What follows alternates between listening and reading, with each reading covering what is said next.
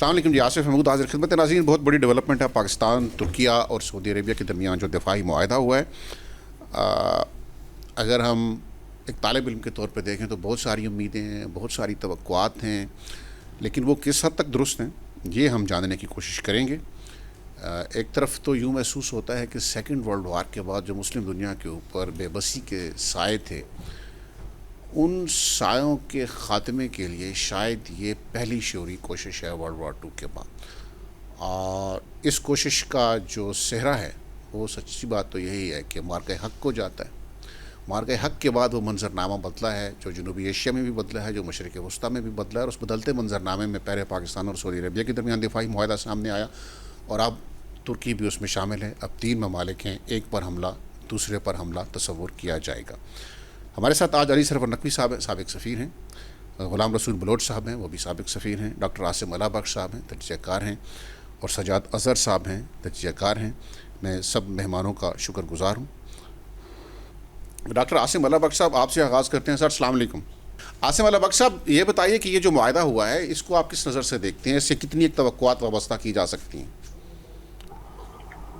دیکھیے آصف صاحب، اس میں بغیر جذباتی ہوئے اگر ہم بات کریں تو مسلم ہسٹری میں جو ہے، خاص طور پچھلے 50 سال میں 2 ایسے واقعات ہوئے ہیں جو کہ پوری ہسٹری میں جو ہے امپورٹنس رکھیں گے جب بھی آئندہ لکھی جائے گی. ایک اس میں جو پاکستان نیوکلیئر پاور کا، اس کا مقصد یہ نہیں ہوتا کہ نیوکلیئر پاور بننے کا کہ آپ کی کوئی تباہ کرنے کی صلاحیت آ گئی، بلکہ اس کا مطلب یہ ہوتا ہے کہ کنونشنل سپیریورٹیز کا دور ختم ہوا اور اب آپ زیادہ ایک بہتر اسٹریٹجک معاملات میں، دیگر چیزوں میں زیادہ بہتر پوزیشن کے حامل بن جائے. دوسرا یہ معاہدہ جو اب جس کی ہم آج بات کر رہے ہیں وہ، اور اس کی وجہ بھی یہ ہے کہ جو اصل اس میں جو آج کہا بھی گیا کہ اس کا مقصد کوئی بلاک بنانا یا کسی کے خلاف کوئی عزائم نہیں ہے، ہمارے لحاظ سے یہ اس لیے بہت اہم ہے کیونکہ مسلم دنیا میں جو دراڑیں پڑی تھیں پچھلے 100 سال میں، جس میں عرب عجم کے معاملات تھے، ترکی کے عربوں کے ساتھ معاملات تھے، اور آپ نے دوسری جنگ عظیم کی بات کی. اصل میں تو معاملہ پہلی جنگ عظیم کے بعد یہ خرابی ہوئی نا زیادہ. تو اس میں ایک ہم ایسی پیش رفت دیکھتے ہیں کہ جو شاید یورپ نے ہم سے پہلے کی یا ویسٹرن ورلڈ نے پہلے کی، کہ انہوں نے سیولائزیشن کے لیول پہ آ کے اپنے آپ کو اکٹھا کیا. اسلام بھی محض مذہب یا یہ بات نہیں ہے کہ ریچولز نہیں ہے، اسلام کی بھی ایک سیولائزیشن ہے، اسلام کی اپنی ایک تہذیب ہے، اس کے اپنے دعوے ہیں. اور جب ہم دیکھتے ہیں کہ ترکی ہے، پاکستان ہے، سعودی عربیہ ہے، اور بہت گمان غالب ہے کہ شاید کسی وقت آگے چل کے ایران بھی اس میں شامل ہو، تو وہ ایک ایسی اسٹرینتھ بنتی ہے جس میں معاملات کو حل کرنے کا سب سے بڑھ کر، اور دوسروں کے لیے ایک جسے کہتے ہیں کہ آپ ایک خبردار رہنے کا پیغام ہے کہ وہ جو معاملہ ہوتا ہے کہ آپ ڈیوائڈ اینڈ رول کا سلسلہ چلا سکیں، وہ شاید اب نہ چلے. یہ سب سے پازیٹیو بات ہے، کیونکہ دوسروں سے پہلے جب آپ ایسے معاہدے کرتے ہیں تو انٹرنل پرابلم ریزولوشن اور جو کانفلکٹ ہے اس کو بہتر طریقے سے ریزالو کرنے کا اور دوسروں کو مدد نہ لینے کا. کیونکہ ایک وقت ہم دیکھتے تھے کہ سعودی عرب اور ایران ایک دوسرے سے زیادہ چین یا امریکہ پہ ڈپینڈ کرتے تھے، لیکن آج اگر سب لوگ بیٹھ رہے ہیں تو میرا خیال ہے یہ اسلام کی بطور تہذیب ایک مثبت دینے ہے، اور ہم آگے کی طرف ایک زیادہ پازیٹیو ڈیولپمنٹ کے ساتھ چل سکتے ہیں. ڈاکٹر صاحب، ہم نے ماضی میں دیکھا کہ مسلم دنیا کے پاس طاقت بھی تھی، سب کچھ تھا، شان و شوکت بھی تھی، لیکن پھر عرب میں اور عثمانیوں میں، ترکوں میں جو کیفیت پیدا ہوئی اس کا بڑا نقصان ہوا. سلطنت عثمانیہ ختم ہوئی، مشرق جو ہمارا بیت المقدس ہے وہ انہی کے قبضے میں چلا گیا. اب وہی عرب اور ترک ایک دوسرے کے قریب آ رہے ہیں. اسی طرح ایران اور عرب دنیا کے درمیان بھی ایک تناؤ موجود ہے. کیا ہم واقعی یہ توقع کریں کہ یہ چیزیں آگے بڑھیں گی تو ایران جیسے آپ نے کہا اس کا حصہ بن سکتا ہے؟ اس کے امکانات موجود ہیں؟ جی، میں یہ پوری ایمانداری سے سمجھتا ہوں کہ یہ امکان موجود ہے، کیونکہ جب آپ اپنی بنیادی جو ادنا قسم کے اختلافات ہیں، فروعی اختلافات جنہیں آپ کہتے ہیں، ان سے اٹھ کر زیادہ اگر دانش مندی یا ایک گریٹر جو کامن انٹرسٹ ہے اس پہ بیٹھ کے بات کریں گے تو یہ سب چیزیں بہت پیچھے رہ جاتی ہیں اور بہت زیادہ بینیفٹ لے سکتے ہیں. آپ کے پاس معدنیات کی دولت ہے، آپ کے پاس ڈیفنس پروڈکشن کے معاملات بہت اچھے ہیں، آپ کے پاس بندرگاہیں ہیں، آپ کے پاس جو دنیا کی اس وقت دیگر 2 پاورز ہیں، چائنا اور رشیا، ان کی بیکنگ موجود ہے. تو آپ کے پاس تو بہت زیادہ اپرچونٹی ہے اس وقت کہ آپ اپنے آپ کو پراپر طریقے سے ایکسپریس کر سکیں اگر آپ اپنے آپ کو اچھے طریقے سے کانٹیکٹ کریں. اگر آپ آپس میں لڑتے رہیں گے اور تو اس کا مطلب یہ ہے کہ پھر آپ ڈپینڈنٹ رہیں گے دوسرے ممالک پر، دوسرے انسٹیٹیوشنز پر، دوسرے فورمز پہ کہ وہ آپ کو آ کے اور آپ کے معاملات ٹھیک کریں. میرا یہ خیال ہے کہ سب سے بڑی ڈیولپمنٹ ہے کسی بھی اور دفاعی معاہدے سے یا ایک دوسرے کی مدد کرنے سے یا ایک پر حملہ سب پہ حملے سے، وہ یہ ہے کہ وہ جو ترک اور عرب اور عجم، یہ جو ایک ڈیوائڈ تھی، یہ ایک طرح سے آج اس کی چاہے علامتی ہی صحیح ایک خاتمہ ہوا ہے اور مل بیٹھ کر معاملات کو آگے بڑھانے پر اتفاق. ٹھیک. اس میں عاصم صاحب آخری سوال آپ سے کہ پاکستان کے لیے کیا ہے اس میں؟ دیکھیے پاکستان کیا جو سب سے بڑی بات ہے کہ پاکستان کی جو ایک ہم کچھ عرصہ پہلے دیکھتے تھے کہ پاکستان کو پاکستان کے لوگ ہی حسب عادت جو ہے وہ ہر چیز میں اس کا مذاق اڑاتے تھے، رون ڈالتے تھے. پاکستان نے اپنی پوزیشن اسٹیبلش کی. پاکستان کی ایک جو بیرونی دنیا میں رسپیکٹ ہے وہ دوبارہ سے جو ہے وہ ہم اس کو دیکھتے ہیں، اس کا ہائی لیول ہوا. لیکن جہاں تک ہم بات کرتے ہیں انٹرنل معاملہ، دیکھیے گھر کے معاملہ دو بھائیوں میں بھی، جب دو بھائی بھی آپس میں معاملہ کرتے ہیں اپنے اپنے گھر کے تو خود ذمہ دار. تو اگر ہمیں انٹرنل جو ہماری پولیٹیکل اسٹیبلٹی ہے، معیشت ہے، ہمارے جو امن و امان کے مسائل ہیں، ان کو تو ہم نے خود کرنا ہے. اور اگر ہم وہ کریں گے کہ جو ڈاکٹر صاحب اسی سے جڑا ہوا ایک سوال ہے کہ پاکستان کے پاس عسکری قوت ہے، پاکستان نے وہ عسکری قوت مار کے حق میں ثابت کی، پاکستان سرخرو ہوا، پاکستان کی عزت بڑھی. اب اس میں پاکستان کے پاس عسکری قوت ہے، پاکستان سب سے شیئر کرے گا، لیکن پاکستان کی جو معاشی کمزوریاں ہیں کیا وہ بھی ریسپروکیٹ ہوں گی؟ دیکھیے سب سے بڑی بات تو یہ کہ میں سمجھتا ہوں کہ پاکستان معیشت کے لحاظ سے بھی، یعنی جو ایکٹیو معیشت ہوتی ہے، تیل آپ پیدا کرتے جائیں دنیا کو بیچتے جائیں، یہ کوئی معیشت نہیں. ٹرکی اور پاکستان جو ہیں، ٹرکی نے اپنا پوٹینشیل یوٹیلائز کیا، پاکستان نے کیا نہیں، لیکن پاکستان کے پاس بے تحاشا پوٹینشیل ہے. انٹرپرینورشپ کی بہت زیادہ یہاں پہ جو ہے ٹیلنٹ پایا جاتا ہے، بہت زیادہ کام ہم کر سکتے ہیں. صرف ہمیں دو چیزوں کی ضرورت ہے، ایک کنٹینیوٹی آف سسٹم، ایک کنٹینیوٹی آف پالیسی، تاکہ لوگ دور لمبے منصوبے بنا سکیں، لمبے جو ہیں سودے کر سکیں، لمبی پروڈکشن پلاننگ کر سکیں. آپ کی فصلوں کا آپ کو پتا ہو کہ کیا آپ نے آؤٹ پٹ لینا ہے، ان سے کون سی انڈسٹری چلنی ہے. جب یہ تسلسل ہوتا ہے نا جی، اس میں بڑی برکت ہوتی ہے. جیسے بہتا پانی بھی پاک ہوتا ہے نا، اگر تسلسل ہو نا اس میں تمام جو ایسی خرافات ہیں وہ نکلتی جاتی ہیں اور صاف چیزیں آتی جاتی ہیں اور ملک اسی سے ترقی کرتا ہے. ٹھیک، بہت شکریہ عاصم صاحب، تھینک یو ویری مچ سر. علی سرور نقوی صاحب، میں آپ کی طرف آتا ہوں. علی سرور نقوی صاحب سینئر سفیر ہیں. نقوی صاحب، یہ جو آج معاہدہ ہوا ہے پاکستان میں، ترکیہ میں اور سعودی عربیہ میں، اس کو تصویراتی طور پر آپ کس نظر سے دیکھ رہے ہیں؟ یہ کتنی ایک سگنیفیکنٹ چیز ہے اور کیا کچھ بدلے گا اس سے؟ سگنیفیکنٹ بہت ہے، اس کی بڑی امپورٹنس ہے. لیکن پہلے میں آپ کو آصف صاحب یہ بتاؤں کہ یہ جو جنگ ہوئی ہے امریکہ اور ایران کے درمیان، امریکہ اسرائیل اور ایران کے درمیان، اس سے پورے خطے کی سیکیورٹی انوائرمنٹ افیکٹ ہوئی ہے. جو یہ پورا ماحول ہمارا ہے یہاں پہ امن اور استحکام کا، وہ متاثر ہوا ہے. اس بیک گراؤنڈ میں دو باتیں ہوئی ہیں. ایک تو امریکہ کا اثر بہت کم ہو گیا ہے، دوسرے ایران کی اہمیت بڑھ گئی ہے. ایران ڈٹا رہا ہے، لڑتا رہا ہے اور ابھی بھی لڑنے کو تیار ہے. اچھا، تیسری بات یہ ہے کہ اب جو سیکورٹی آرکیٹیکچر ہمارا ہے وہ تبدیل ہو جائے گا، اور یہ جو ابھی معاہدہ ہوا ہے وہ اس بات کا ضامن ہے، اس بات کا اظہار کرتا ہے کہ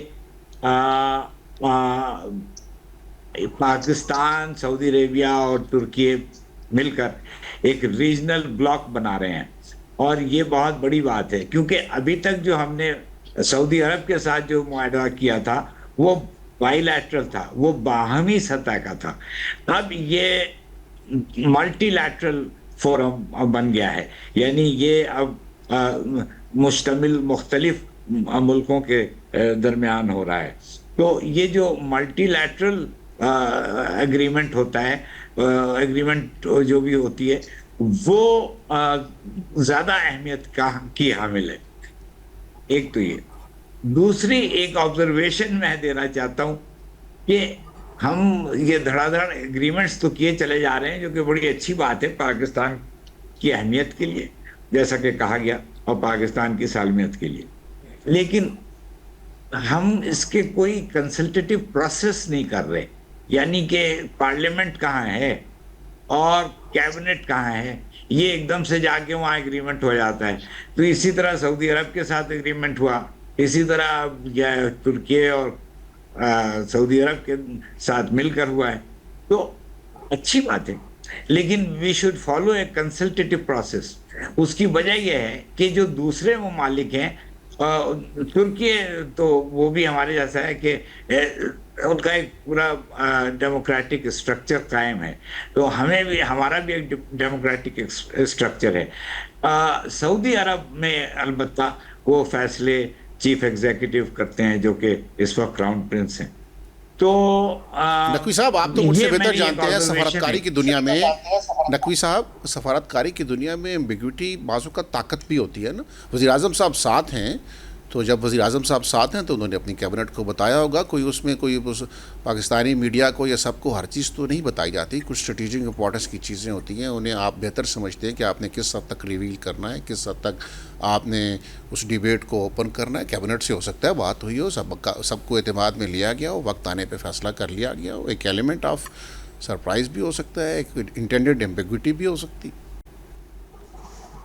میری آبزرویشن ہے، یہ آپ صحیح کہہ رہے ہیں کہ کیبنٹ سے کنسلٹیشن ہوئی ہوگی اور ملٹری اور سول لیڈرشپ ساتھ ہے، لیکن ایک ہمارا ڈیموکریٹک جو اسٹرکچر ہے، جو ہمارے پارلیمنٹ موجود ہے، ہمارا میڈیا بھی ہے، اس میں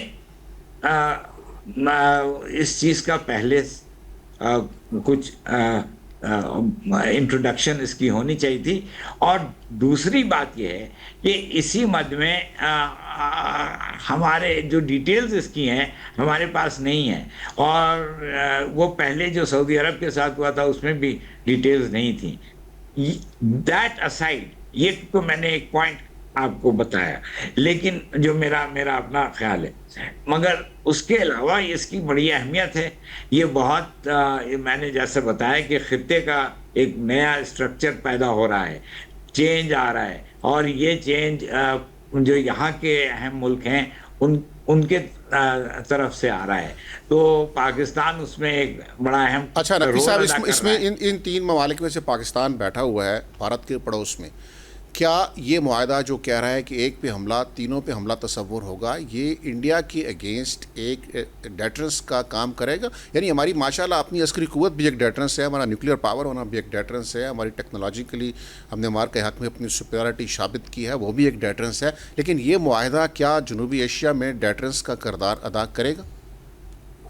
بالکل اس کو کرنا چاہیے، کیونکہ اس کا جو اس کی اہم سب سے امپورٹنٹ مین جو آرٹیکل ہے وہ یہی ہے کہ ایک ملک پہ حملہ دوسرے ملکوں پہ بھی حملہ تصور کیا جائے گا.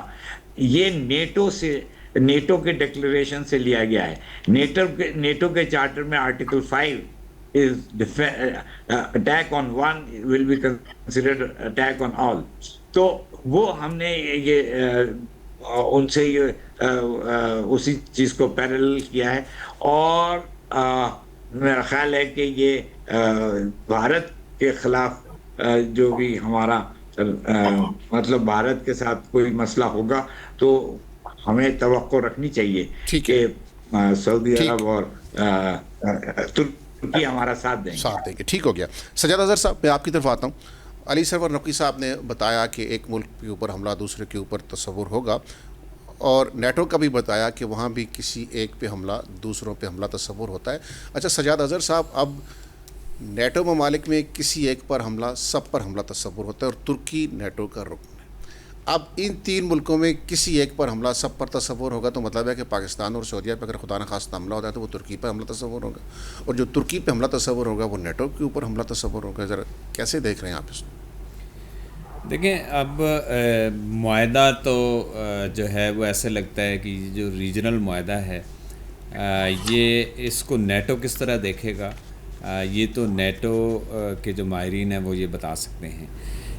تاہم یہ معاہدہ اس ریجن کے حوالے سے، یہ جو مینا ہے مڈل ایسٹ اینڈ نارتھ افریقہ، اس کے اندر اس کا معاہدے کی اہمیت اس حوالے سے بڑی اہم ہے کہ یہ جو گلوبل فائر پاور انڈیکس ہے نا، اس میں اس ریجن کی سب سے بڑی فوجی طاقت ترکی ہے۔ پاکستان اس لیے اس میں بہت زیادہ اہم ہے کہ اس کے پاس ایٹمی ہتھیاروں کا ذخیرہ ہے۔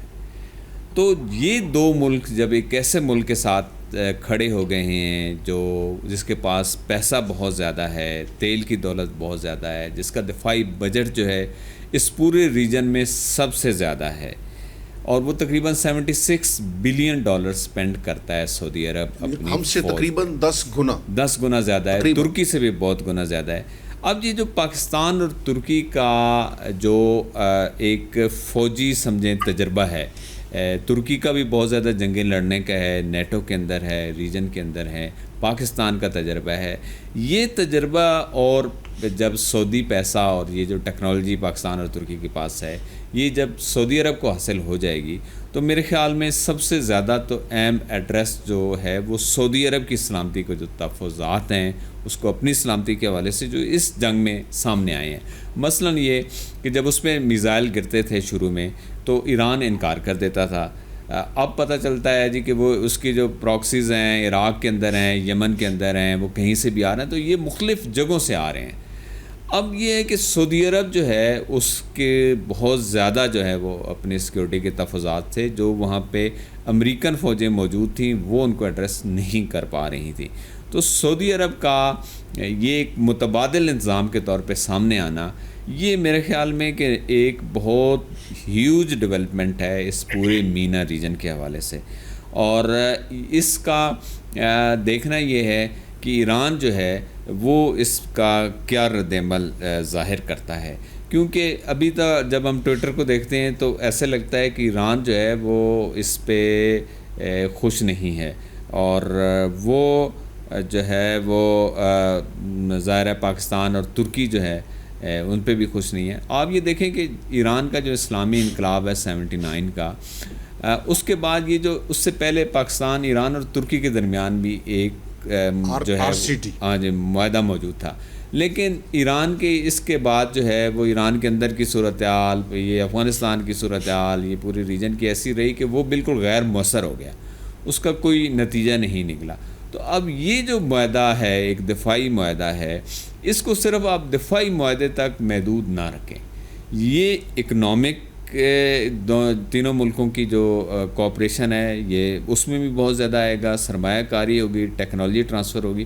آپ دیکھیں کہ ترکی جو ہے وہ 5th جنریشن جہاز بنا رہا ہے، ترکی دنیا کا واحد ملک ہے جس نے ایسا فائٹر طیارہ جو ہے اس کا تجربہ کر لیا ہے جو بغیر پائلٹ کے اڑ سکتا ہے، اور بغیر پائلٹ کے اڑتے ہوئے اس نے جو ہے F-16 تک کو لاک کیا ہے۔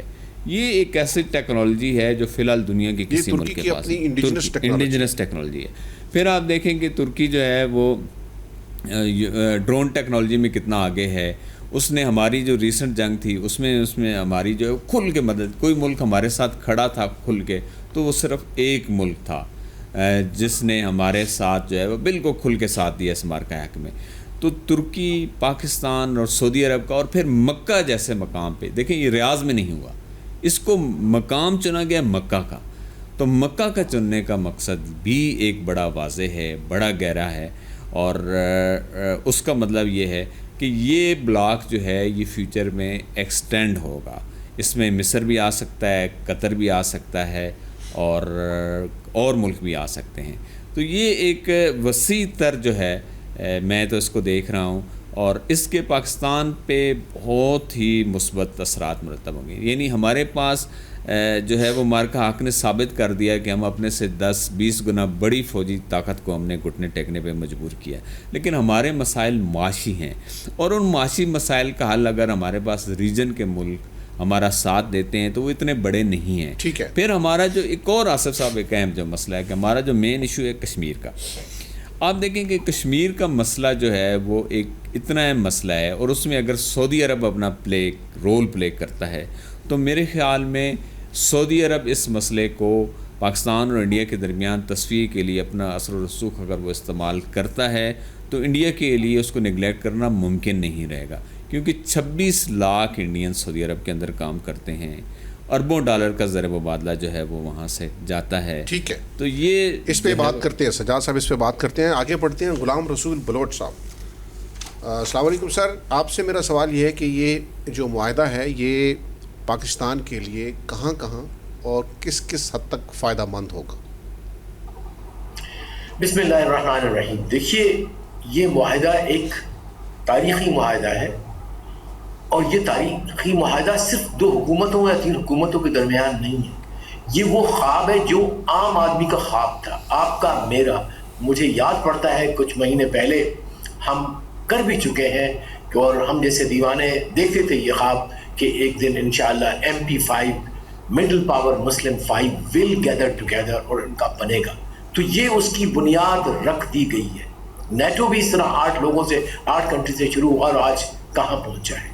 سو میرا اپنا خیال ہے کہ اس کو ہمیں بڑے کینوس میں دیکھنا چاہیے. اس کے 3-4 جہت ہیں جو میں آپ کے سامنے رکھنا چاہتا ہوں, پتہ ہی وقت ہے کہ نہیں. پہلا تو یہ ہے کہ یہ آئی ایگری, اس سے پہلے ہمارے جو پروفیسر صاحب تھے, کہ it is a civilizational agreement.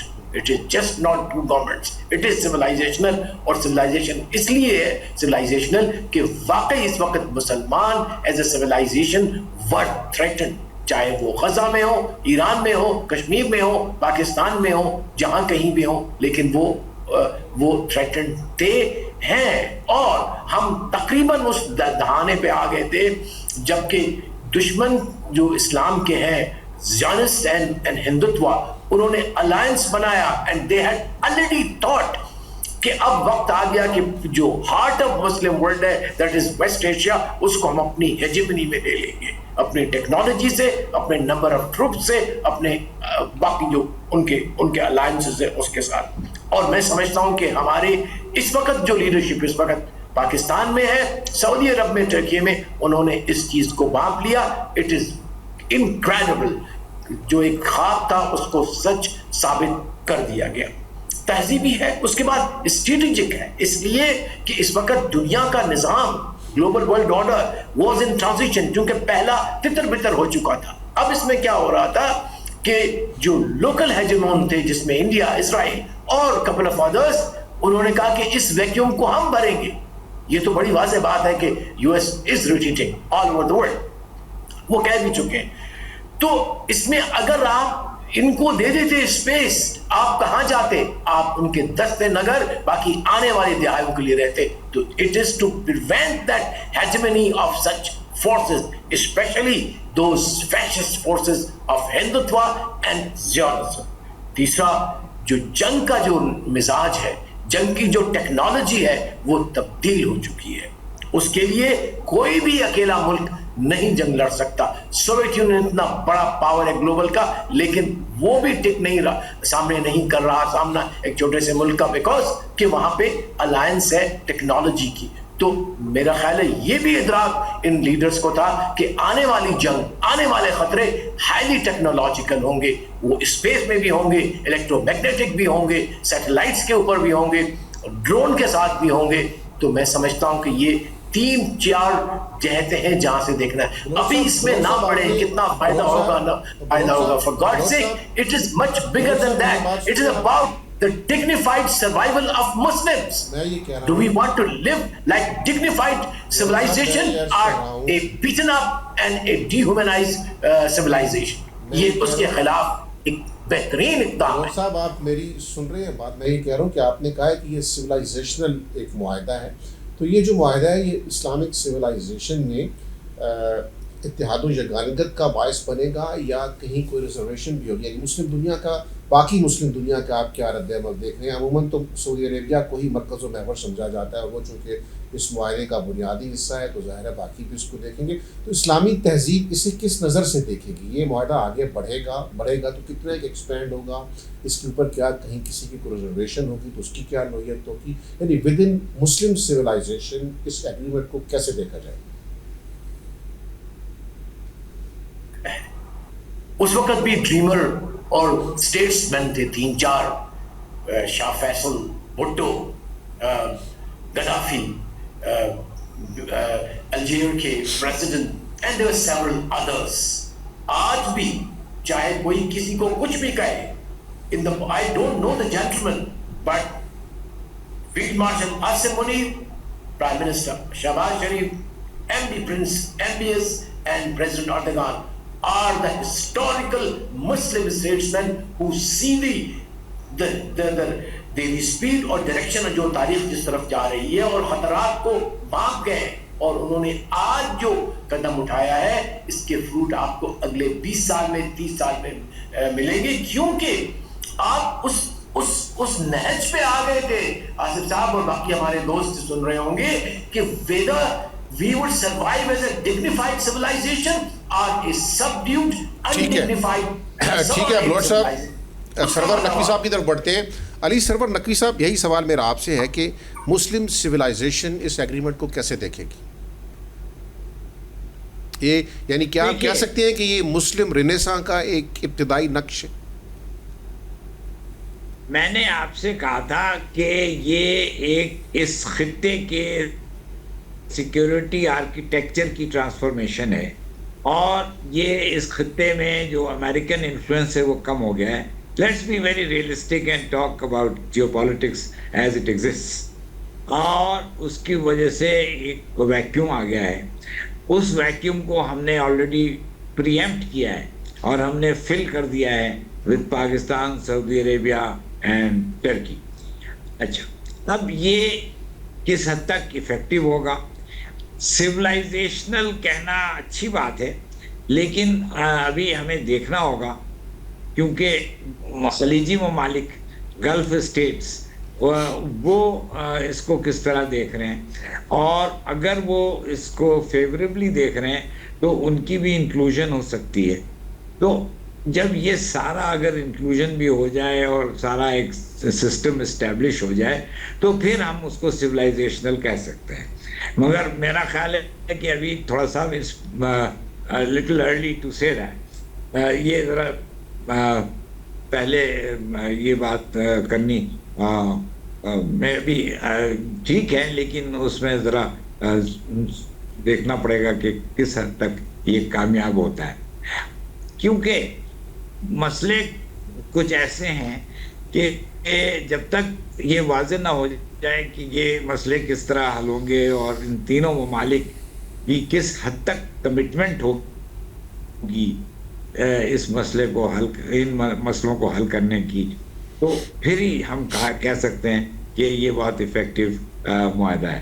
کیونکہ ملٹی لیٹرل جو ایگریمنٹس ہوتی ہیں اس میں بعض بہت اچھی ہوتی ہیں. آسیان کا ایگریمنٹ دیکھ لیں, آسیان کیسے اچھی طرح چل رہا ہے, لیکن نیٹو اب فریکچر ہو رہا ہے, نیٹو میں پرابلمز ہیں. تو یہ ساری چیزوں کو دیکھنا پڑتا ہے. I think basically my vote is for that it is positive. Okay, اچھا نقوی صاحب آپ نے بھی اور غلام رسول بلوچ صاحب نے بھی, آپ دونوں نے یہ کہا کہ امریکہ تو اس خطے سے جا رہا ہے اور اس کے بعد ایک ویکیوم پیدا ہو رہا ہے, اور پاکستان, ترکی اور سعودی عربیہ نے آگے بڑھ کے اس ویکیوم کو وقت سے پہلے ایک ایکٹیو رول ادا کرتے ہوئے فل کر دیا. امریکہ واقعی جا رہا ہے اس خطے سے سر؟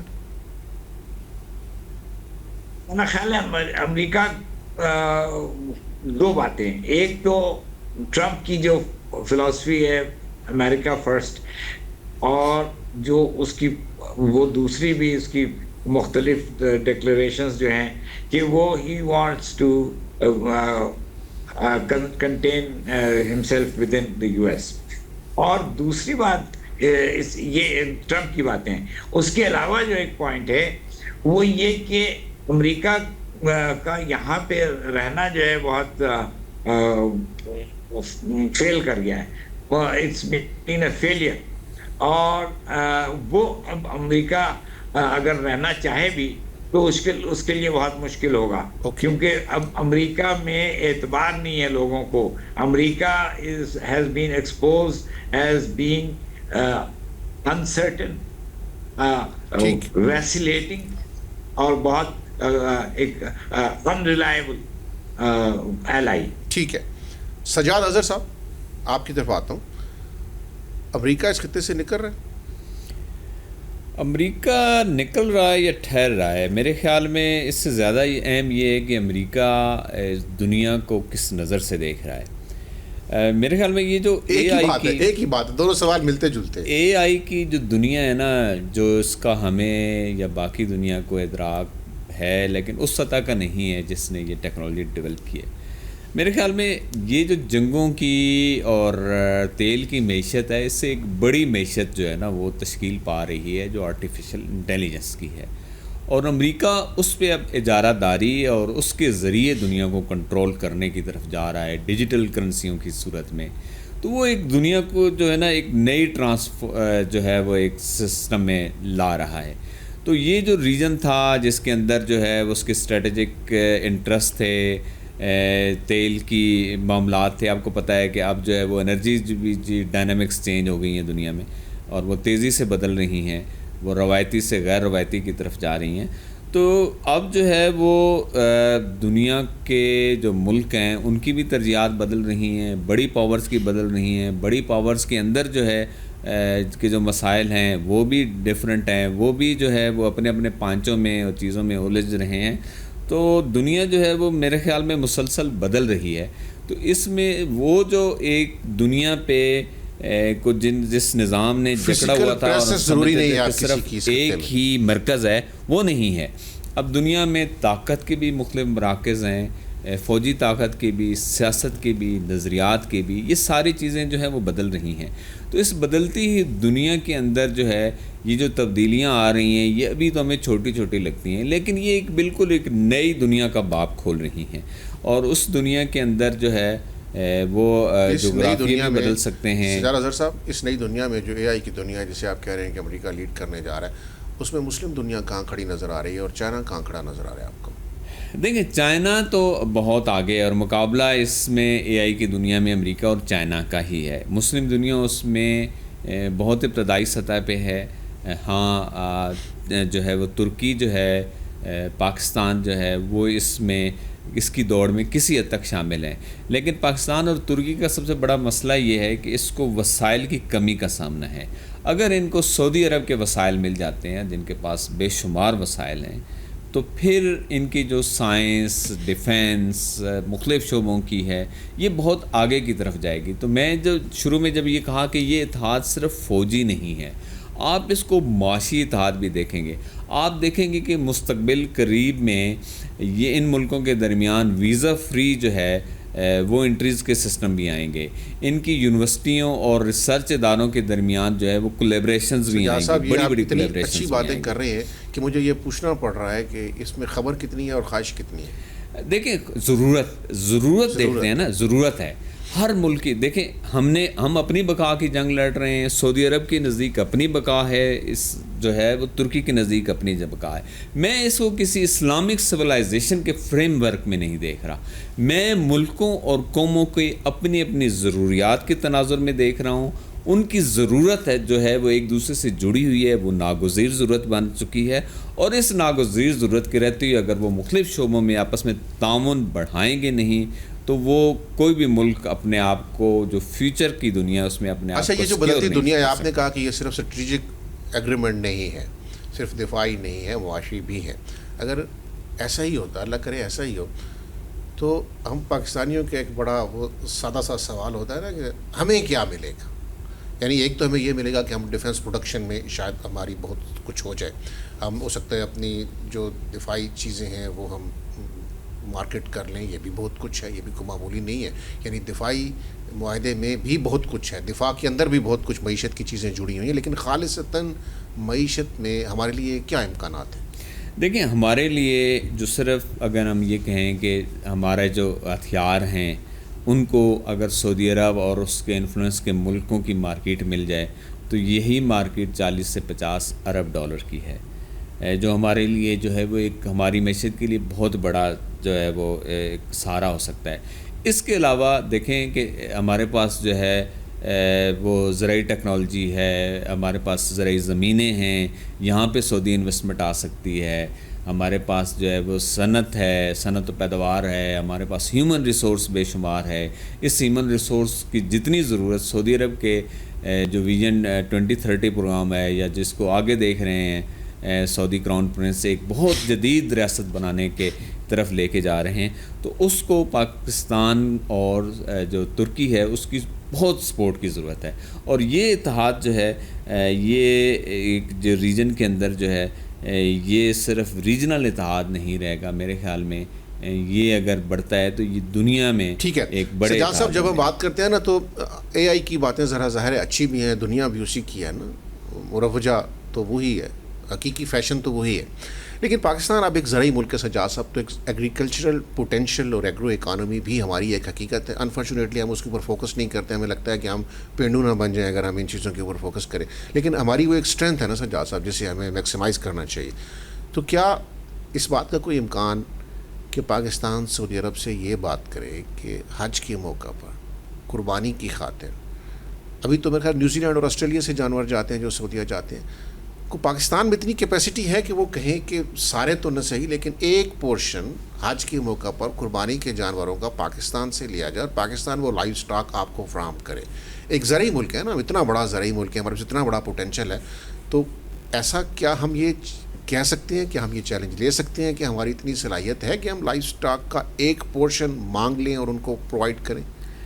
اصل میں دیکھیں ہمارے پاس جتنا پوٹینشیل ہے، ہم ابھی تک جو ایگریکلچر پوٹینشیل ہے ہم اس کا 30% یوز کر رہے ہیں، 70% یوز نہیں کر پا رہے. کیوں نہیں کر پا رہے؟ کہ اس کے لیے انویسٹمنٹ کی ضرورت ہے. ہم نہریں بنانے ہیں، ڈیم بنانے ہیں تو پیسے چاہیے. ہمیں جو ہے وہ غیر آباد زمینیں ہیں جن کو ہم لوگوں کو ابھی باولپور کے اندر ایک بہت بڑا جو ہے وہ انیشیٹو اناؤنس بھی کیا، لیکن بڑی بڑی کمپنیز نے لیں، لیکن وہ اب سلسلہ آگے نہیں بڑھ رہا کیونکہ جس سطح کی انویسٹمنٹ چاہیے زمینوں کو آباد کرنے کے لیے اس سطح کی آ نہیں رہی ملکی انویسٹمنٹ سے. تو ظاہر ہے کہ یہ غیر ملکی انویسٹمنٹ جب تک نہیں آئے گی اس شعبے میں ہم جو ہے وہ اس کے اندر کوئی بڑا انقلاب نہیں لا سکتے. اگر سعودی عرب اس میں ایگریکلچر میں ہمارے ساتھ آتا ہے تو یہ میرے خیال میں جو ہے وہ دنیا میں نہ صرف سعودی عرب کی غذائی ضروریات یہاں سے پوری ہو سکتی ہیں بلکہ اور ریجن کے ملکوں کی اور بھی ہو سکتا ہے. ٹھیک ہے جی بلوٹ صاحب، میں آپ سے یہ جاننا چاہ رہا ہوں کہ OIC بھی جب بنی تھی شروع میں تو ایسے ہی مبارک عزائم تھے. آپ کو پتہ ہے کہ مسجد اقصیٰ میں آتش زدگی کا واقعہ ہوا تھا، مسلم دنیا بے چین ہو گئی، اس اضطراب میں OIC بنی اور اس وقت بھی کہا گیا کہ ایک ملٹری کوآپریشن کا ایک پورا ادارہ کھڑا کیا جائے گا فار لبریشن آف فلسطین. کچھ بھی نہیں ہوا، بہت کچھ کہا گیا، کچھ بھی نہیں ہوا. تو کیا اس دفعہ کا جو ایکسپیرینس ہونے جا رہا ہے، یہ ظاہر اتنا بڑا تو نہیں ہے کہ اس میں OIC کے سارے ممالک ہوں، 3 ممالک ہیں، لیکن یہ کہانی پہلے سے مختلف ہوگی انشاءاللہ؟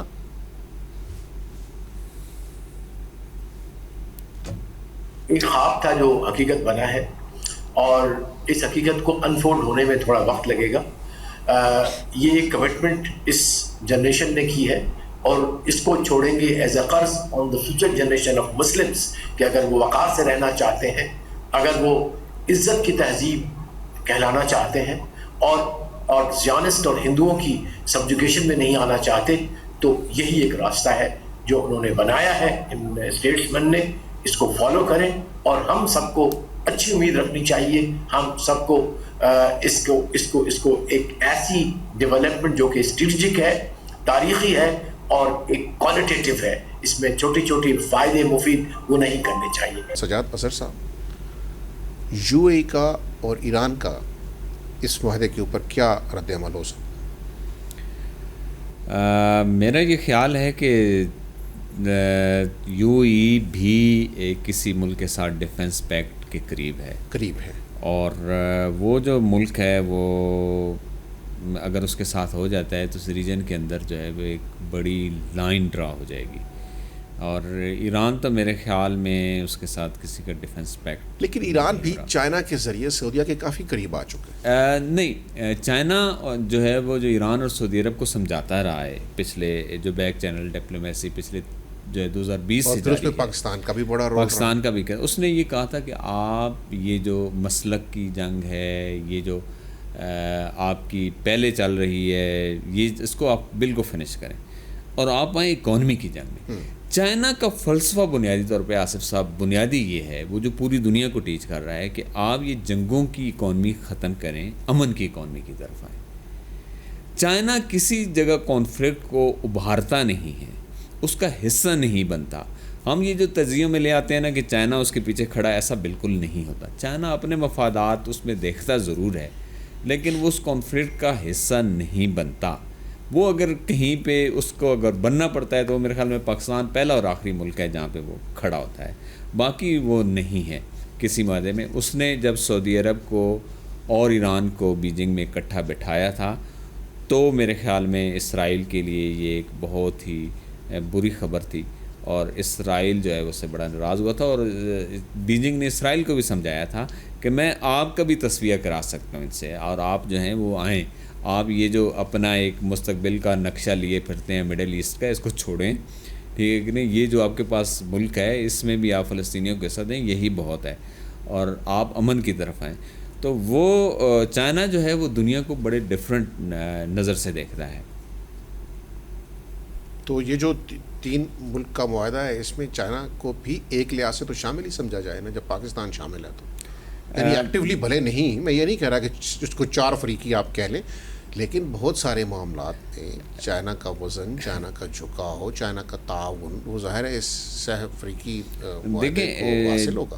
جو پاکستان کے پاس J20 ہیں یا J35 کی بات اب ہو رہی ہے، تو یہ ظاہر ہے جب آئیں گے تو ظاہر ہے یہ تینوں ملکوں کے اس میں رہیں گے، ان کے بیسز. اچھا یہ ایک بڑی اہم ہے کہ جہاں پہ پاکستانی فوجیں جائیں گی نا ترکی میں اور سعودی عرب کے اندر، وہاں ان کی فوجیں بھی یہاں پہ ہوں گی، وہ تربیت کے لیے بھی آئیں گی، وہ ہمارے بیسز پہ بھی موجود رہیں گی، وہ ہر جگہ پہ. یہ ایک بہت بڑا جو ہے نا، آپ اس کو نیٹو کی طرح کا ہی سمجھیں، اس کا فریم ورک ویسا ہی ہے. کیونکہ یہ جب آپ یہ کہتے ہیں نا ایک پہ حملہ سب پہ حملہ، تو پھر جہاں ایک موجود ہے وہاں صرف ایک نہیں ہے، وہاں تینوں موجود ہوں گے، تینوں ملکوں کی فوجیں موجود ہوں گی، تینوں ملکوں کی ٹیکنالوجی موجود ہوگی، اور اس کے پیچھے تینوں ملکوں کی معیشت موجود ہوگی. آپ دیکھیں کہ فی کس آمدنی کے حوالے سے سعودی عرب جو ہے وہ $1.39 ٹریلین کی اکانومی ہے، فی کس جو آمدنی ہے وہ سب سے زیادہ ہے اس کی. ترکی 1.7 جو ہے وہ $1 ٹریلین کی اکانومی ہے. پاکستان اگرچہ اس کی آبادی بہت زیادہ ہے تو فی کس انکم میں ہم بہت پیچھے ہیں، $400 ارب قریب جو ہے وہ ہماری پوری معیشت کا حجم ہے.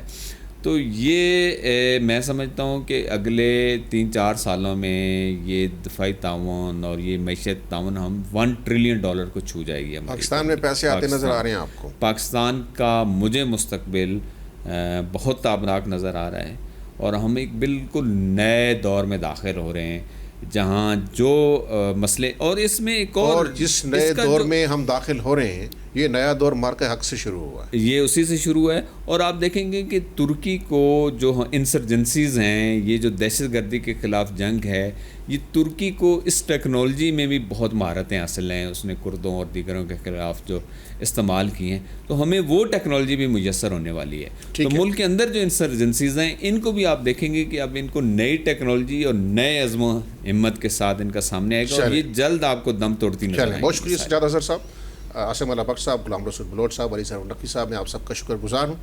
ناظرین، آپ نے گفتگو سنی، اجازت چاہتا ہوں اس کے ساتھ ہی آپ سے. اللہ حافظ.